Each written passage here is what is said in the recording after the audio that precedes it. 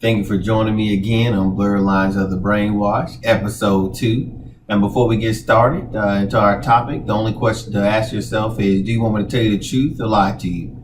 Because this truth is my truth and is real. If we seek the truth, our topic for today is about war and racism. Many of you know racism to be defined as having a belief that one's race, skin color, or more generally one's group, i.e. culture, is superior to another's in humanity. While actually studying, I saw the article by George M. Ferguson, The Historical Origins and Development of Racism, and he defined it as racism exists when one ethnic group dominates, excludes, or seeks to eliminate another on the bias of differences that is believed are hereditary and unalterable. I thought that was an amazing definition of what racism is. He also went on to say that racism actually started in the West during the modern period. There is no record of racism in any other culture. There is also no racism in Europe before the Middle Ages.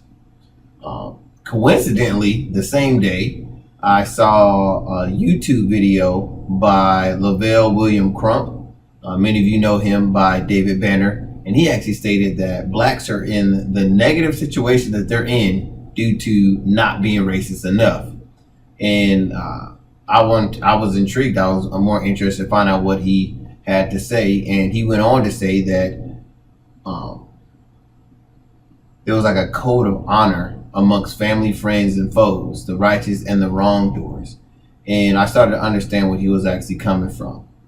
So from a standpoint, being a African American, there's racism on African Americans, racism against Native Americans, racism against Japan Americans, well, Japanese Americans, racism against Jewish Americans, Islamophobia, and this is just in the United States alone.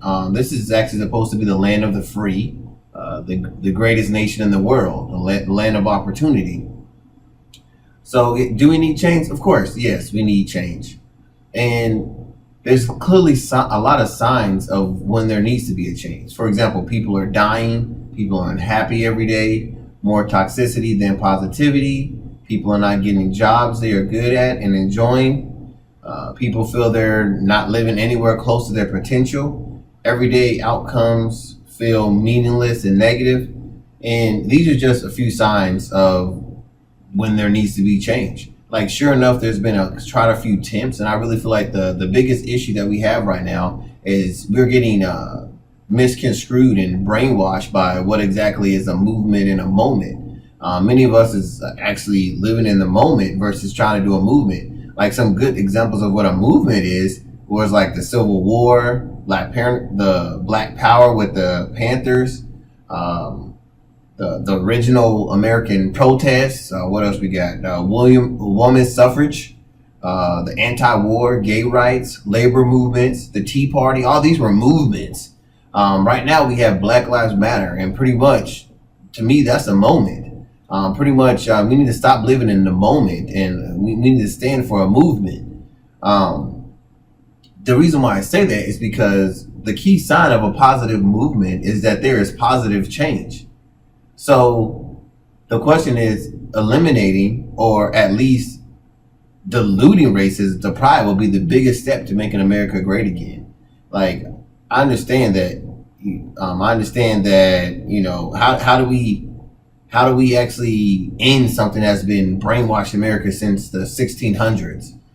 Some people will say God's gonna have to kill everybody, start over again. And to be honest, with the way this weather's going, the end is coming.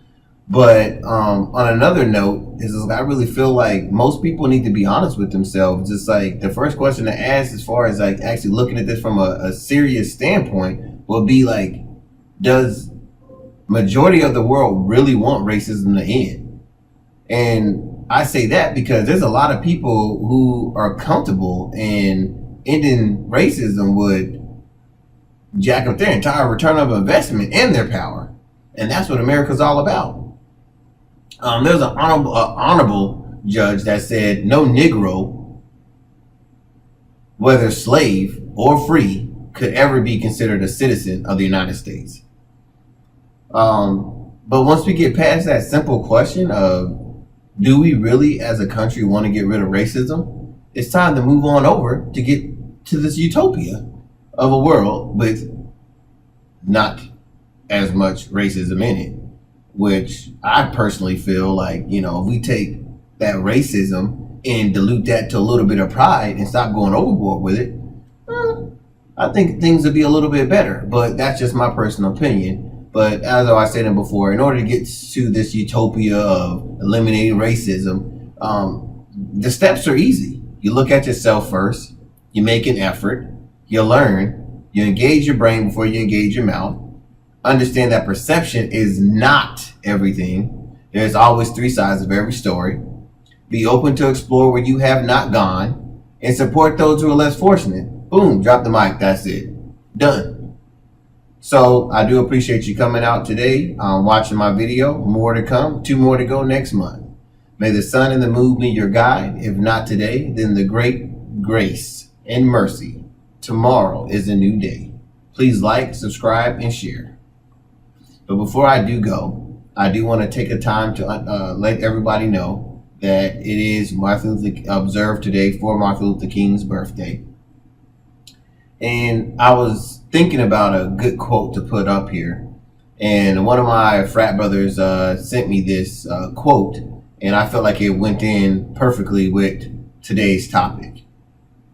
So the quote is, "When evil men plot, good men must plan. When evil men burn and bomb, good men must build and bind.